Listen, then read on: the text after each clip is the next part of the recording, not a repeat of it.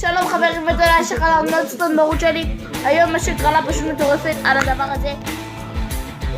אני תכף אסביר את החוקים של ההגרלה ותראו מה זה. דבר ראשון, סליים חמה. סליים חמה.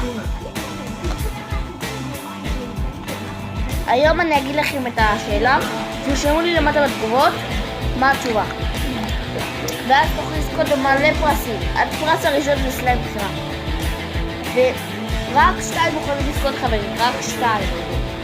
לא, רק 1, סליחה חברים, רק 1 יכול לזכות.